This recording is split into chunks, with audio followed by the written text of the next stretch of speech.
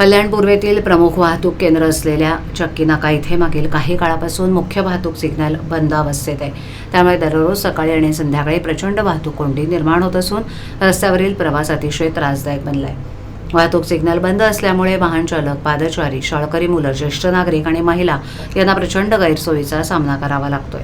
रस्त्यावर शिस्त नसल्यानं अपघातांचं प्रमाण वाढण्याची शक्यता असून स्थानिक नागरिकांमध्ये असुरक्षिततेची भावना निर्माण झाली आहे. मोटार वाहन कायदा 1988च्या कलम 19 नुसार सार्वजनिक वाहतुकीचा सुरक्षित आणि सुरळीत प्रवाह राखणं आवश्यक आहे.